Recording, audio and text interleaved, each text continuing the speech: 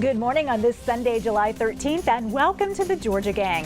Burt Jones makes it official. He's running for governor. Also, Georgia is set to remove hundreds of thousands from voter rolls in a massive cleanup effort. And Fulton County may soon pull its funding for development on the Westside. Critics say that move would cripple affordable housing there. Melita, Phil, Theron, and Brian are all here. The debate and discussion begin right now. From the Fox 5 studios, the Georgia Gang starts now.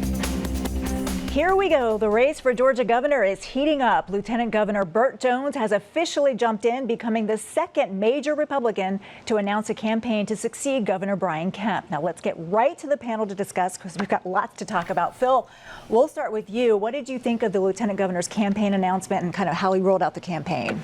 Well, he had said that he would probably do something in mid-July, and he did, and he rolled it out with what I thought was a video for people that don't really know a lot of these candidates, including him, and I thought it was well done. It was kind of take a ride with me, and he went through various phases of what he had done, what his record is, and he was the first politician, I might add, in recent times that I've heard, and I appreciate, and I think most Georgians appreciate. He said, we've got to eliminate the state income tax, and of course the legislature, as we've talked about in recent years, have been lowering it, and he's pledging to get rid of it, and I think that's a winning issue.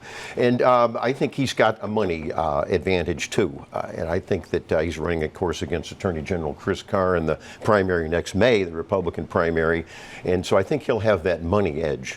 Theron, last week you mentioned you were waiting on three big names, Burt Jones being one of them, to announce. He's loaned his campaign $10 million and is, to Phil's point, $14 million cash on hand. Compare that to Attorney General Chris Carr's $2.7 million. I mean, just think about that, to just send that wire.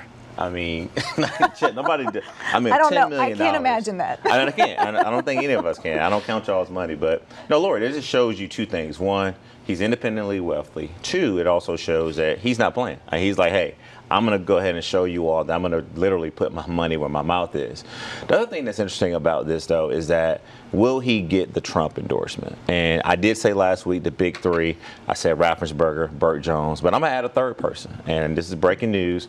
I know a guy in the business community for a very long time. Clark Dean is considering running for governor as well. I've gotten permission for me to say this on the show. So if he gets in, and I know we're going to talk about MTG later, I still think, Lord, that this race on the Republican side is just not done yet. You're going to have a couple more people that would jump in this race. But to Phil's point, and I agree with him, even though he's a lieutenant governor, he's been elected statewide, he had to get out here early. He's going to have to spend money early because he's also got some other campaign third-party organizations that have already been attacking him. So I think he's trying to really build up that war chest early to be able to not only promote his candidacy, but respond to those negative attacks. So Brian, Theron mentioned her, Congresswoman Marjorie Taylor Greene hinting again that she may enter the governor's race, talking about the fact that state leaders have yet, as Phil had mentioned with Burt Jones, have yet to eliminate the state income tax.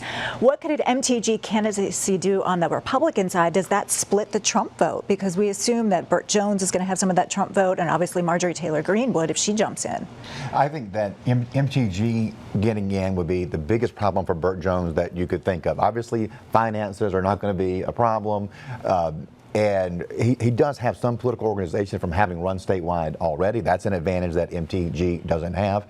But one thing that's fascinating is that Burt is a statewide elected official, as are Carr and Raffensperger, but none have the name ID of Marjorie Taylor Greene, who represents 1/14 of the state. And she's known not only here, but nationally. And she can send out a tweet and have money come pouring in. It's a very unique position that she is in. And so if she gets in, I think the biggest impact is on the Jones campaign, because he has been hinting, or there's certainly a lot of assumption that Trump would endorse him because he endorsed him in 2022. He was one of the early endorsers in 2015 here in the state. If MTG gets in, this is somebody who probably has a key fob access to the Oval Office, right? I mean, they talk all the time. There's much more of a relationship between MTG and President Trump than between Burt and Trump. So that's fascinating. And I don't think she can get to 50+1 in a primary, but she can cause some chaos. We should mention that you're helping the Chris Carr. Absolutely, folks too. yes. Yes, got to disclose that. Melita, what are Democrats watching on the Republican side? Well, first off, I think people are looking to see how much of that $10 million of Daddy's money will be spent by the campaign and how much of it will actually be repaid once he raises money. And does a $10 million loan to the campaign inspire others to give you money, or does it inspire them to give the money to someone else thinking you don't need it? That can be a double-edged sword. I also think that Charlie Bailey, the new chair of the Democratic Party, who's off to a great start, his little dig about Burt Jones and his designer jeans and square-toed boots is catching a lot of traction. But the other thing is that Jones comes across with this smug superiority, and it'll take a lot of money to wash that off and make him seem like a real man of the people. Then talking about Marjorie Taylor Greene, she does have name recognition, but not all name recognition is good name recognition. And you have to remember that in 100 years, Nathan Deal is the only person in Congress who successfully ran for governor and won, because Georgia citizens prefer their governors to have state-based experience, and Marjorie Taylor Greene has none. All right, Phil, I see you just chomping at the bit over there. I just waiting to jump in. I've been chomping. I think it's interesting with Marjorie Taylor Greene, and as you point out, Brian, she does have an open door to the president, which is great, but so does Burt Jones, and they are in contact frequently. And I think that, and I've said this before on the show, Marjorie Taylor Greene can look at the polls just like anybody else. And I've talked to her last month at the Dalton GOP convention, and she, I think, is great at fundraising, as you point out, Brian, but I think why not just tease it some more and have some more money coming in. I think in the end, Donald Trump will probably make a decision, because Congressman Mike Collins, who is over in the 10th District, Lake Country there in Georgia, he's a big Trump supporter. He teased it himself this week in a video, which nothing wrong with that. And I think a decision will be made. That's for Senate, but there's nothing wrong with teasing, is my point, and I think that's what Marjorie Taylor Greene is doing. I think the thing that's really fascinating to me is that, and B-Rob has heard me say this, 2 weeks ago, Laura, we were talking about Republicans wanting to be more moderate, right? And there was an attack ad against Burt Jones saying, hey, we need more of a moderate Republican. I predicted then, and my two Republican colleagues have just confirmed it. This is a race to the right. And it's all about who is the most attractive to Donald Trump. And we're talking about Marjorie Taylor Greene having the key fob, Burt Jones been on the phone with him. Whereas Democrats, to answer your point, we got to build a winning coalition. And we got to ask for some of those disaffected Republican support, turn out the base. And we're not rallying around one person. Like, we're not asking one person to sort of king or queen make us into this race. And I just think that everyone who's running, you got to look at what's happening here is that the Republicans are solidifying their base, and we need to do that as well. But we also got to make sure that this is a party in Georgia that's attracted to moderate, independent voters and these low propensity voters too, who many of them don't really like either party, but can find a way to support the Democrat in November of next year. So to that point, because Chris Carr is kind of mentioning that he can unite the Brian Kemp supporters and the Donald Trump supporters. That's certainly we're seeing in his stump speech right now. The line that he has used, as Burt came out this week, was, I'm the one candidate who can win a primary and win a general, pointing back to 2022 when he and Brian Kemp got 75% against Trump-endorsed candidates. Georgia is fascinating in that we're talking about this Trump endorsement, and look, it looms large. Obviously, it'd be stupid to say it doesn't, and any candidate would rather have it in a Republican primary than not. Let's be serious. But Georgia voters have shown that they will use their own discernment. Endorsements aren't important unless it's Trump's. I really believe that. He's unique. He's a unicorn, and that his endorsement matters. But Georgians are the one group of people, Republicans in this country, who've been like, thanks, we love you, we respect you, but we're going to decide for ourselves. Melita? Well, I think it's notable that Chris Carr was only a little bit ahead of the two Democrats in his most recent disclosure report for the money raised recently. And he's in the dominant party. He's one of the top 4 elected Republicans in the state.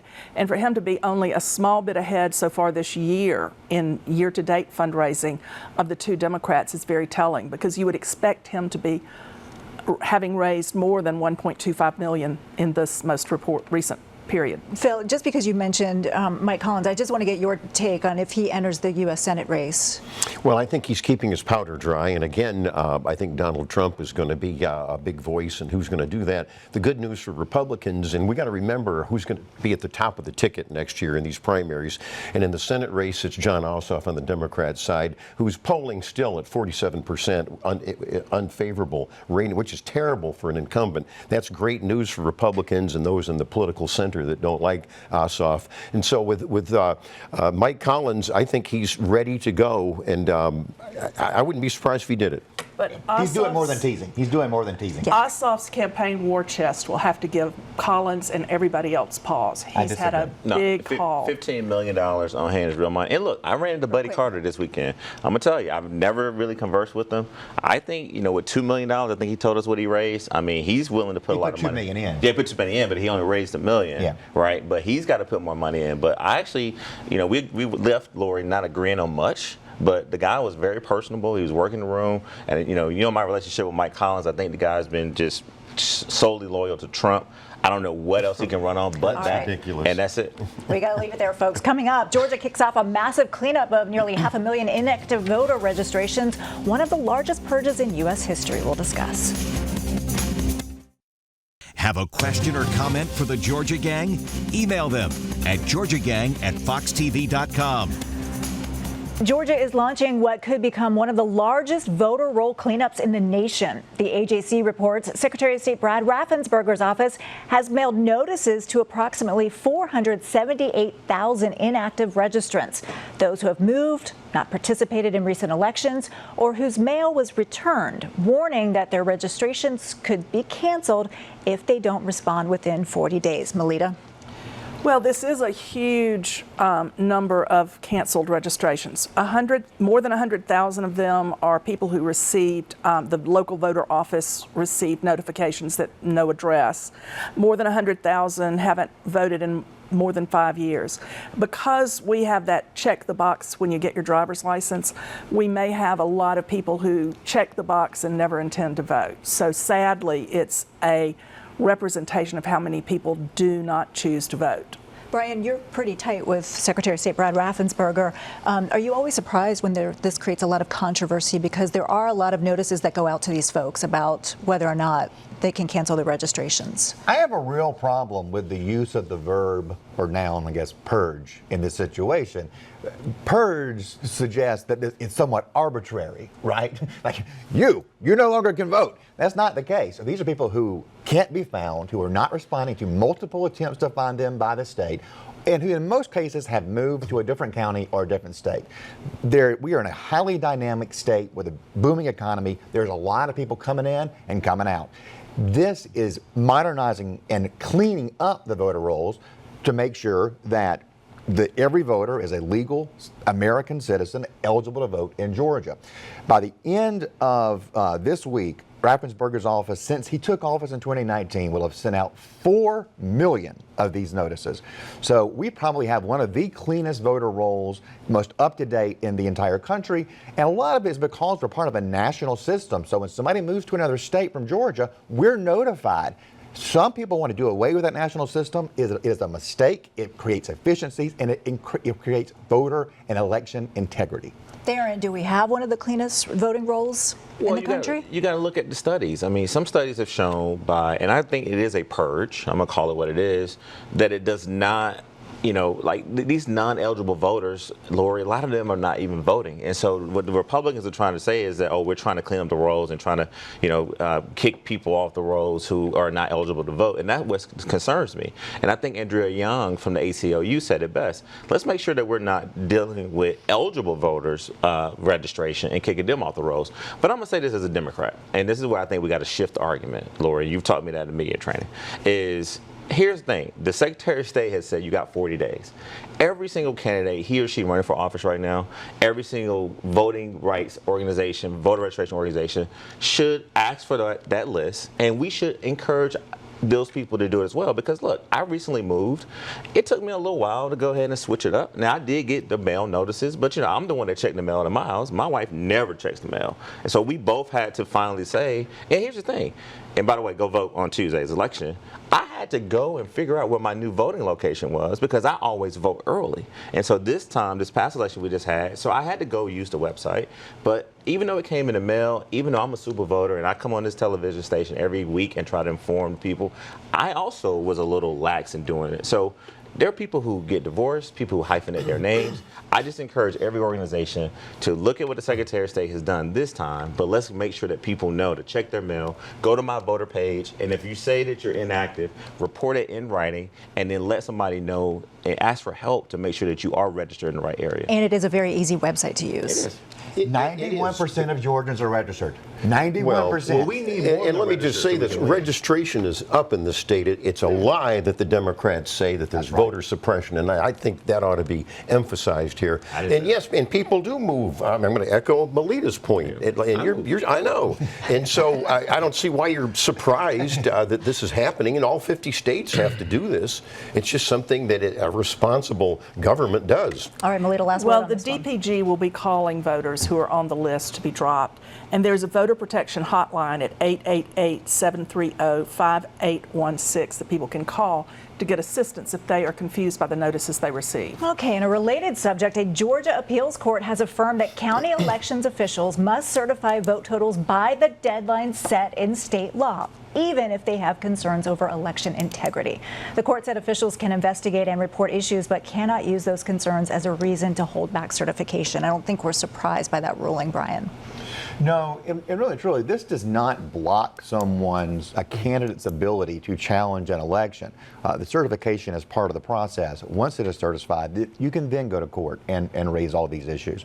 So I want to make that very clear, that this does not say that, we're going to have arbitrary findings in elections and we're all going to move on and pretend nothing happened.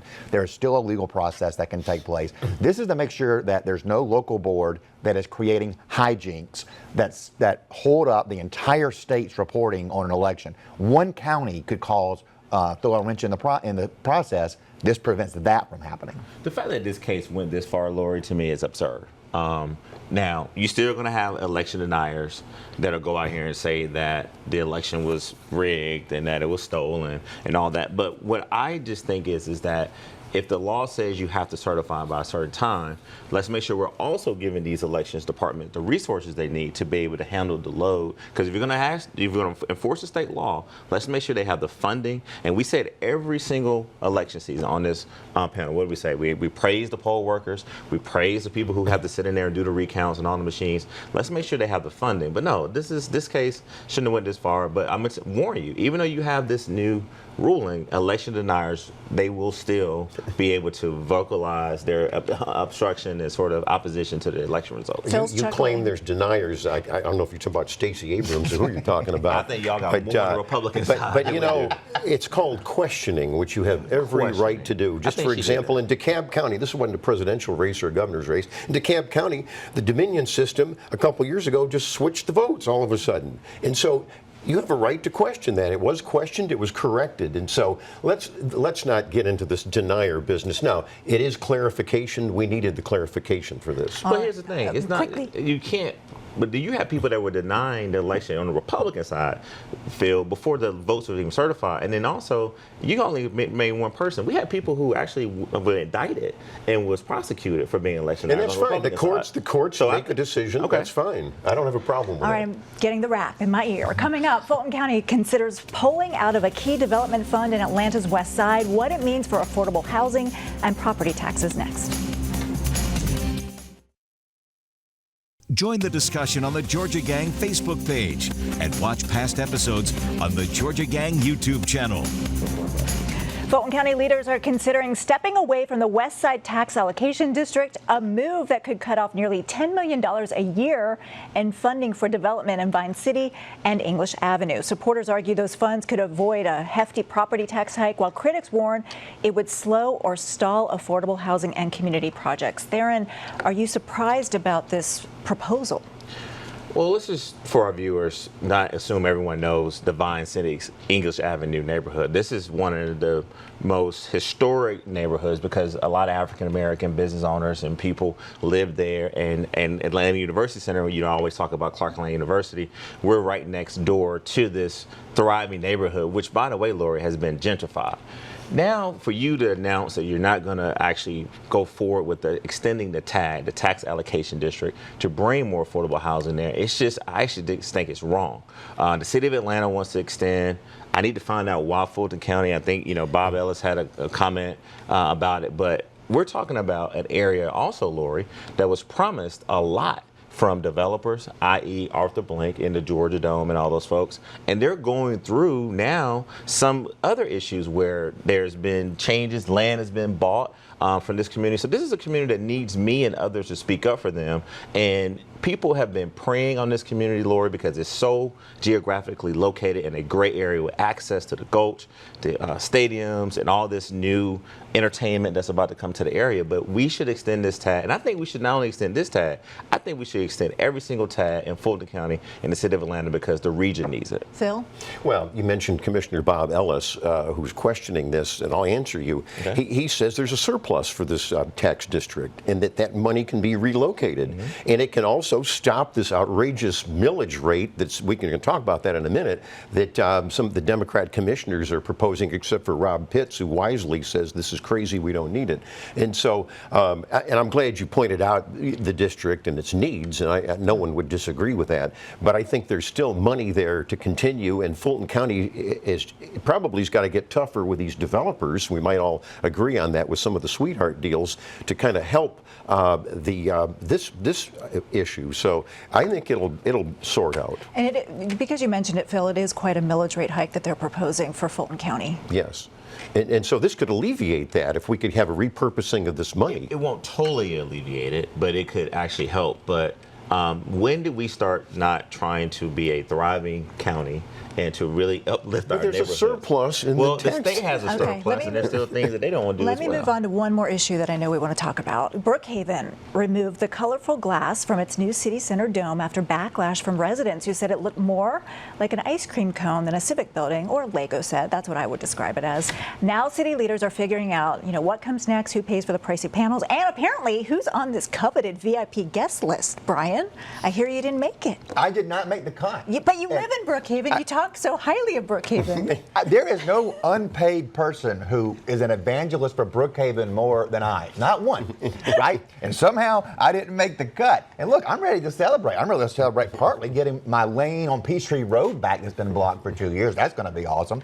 And I'll say, as far as those colored tiles, even my 8-year-old daughter, she and I have watched the building of the city hall over the last couple of years. She was like, why are they putting those ugly glasses up there? So even she knew this was not the best aesthetic. They're gone now, and we're going to have a talk about whether or not it's going to be like clear glass, or maybe they just leave it open space. It looks kind of fine the way that it is. But yeah, I do think that the underlying scandal here is that there was a VIP list, and one of the most prominent community stakeholders wasn't invited. No good deed goes unpunished. Yeah. What happened is a classic example in poor event planning, because they had an invite that was sent out to a large list, and then a few hours later, those same people got another email rescinding their invitation. So it just is poor event planning. That's what it really boils down to. Why do I think you're on the list, aren't you? I have to jump in here. Full disclosure, Brookhaven is a client. Look, I'm gonna repeat what Mayor John Park said. This is the people's house. This is a city hall, city building in Brookhaven where everyone be invited. So Brian, I will take you by there personally. But the other thing is about the event planning. This is a phased approach. So people from the public are in the plan to roll out. All right. So this whole thing that it was only VIP and people can't go in. The mayor, the city manager, the council, they're excited about this. It's going to be great, and everyone's going to be welcome. Well, there's a rumor that you originally struck him off the list. Brian would know if I struck him. The mayor came to my birthday. He was invited to my birthday party. Well, we'll get you back on. I got you a Peachtree badge last week. Now Losers next. We'll let them sort this all out. Time now for the week's winners and losers. Lolita, we'll start with you. First, I want to express condolences to MARTA Board Chair Jennifer Ide and her siblings on the loss Wednesday evening of their father, the very distinguished attorney R. William Bill Ide. He's the former president of the American Bar Association. Then I want to make a winner, Stacey Abrams. She has her new book beginning a tour this next week, Coded Justice.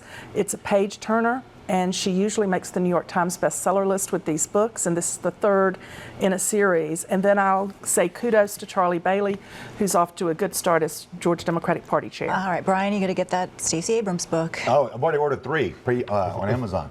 The loser this week is got to be the Frost family out of Noonan. They have led that far right faction of the party, the one that I was bashing a few weeks ago for trying to keep Republicans off the ballot so only they get to determine who can run as a Republican. Well, kind of find out they're now charged with running a massive $140 million Ponzi scheme, stealing money from all of these investors who believed in them because of their Christian values. And my winner is Theron's friend who gave me my road race bib. Theron came through. All right, Phil. Well, we got the MLB All-Star Game coming up, and Tuesday is the first day in Cobb County. It'll be a great sports event and, of course, a great economic boon for Cobb County and the metro Atlanta area. And Jim Durrett, who was with the Buckhead Coalition and the Buckhead CID, he's done a great job. He's a winner, too. Phil, right there. Winner Jim Durrett. Condolences for Bill Ide.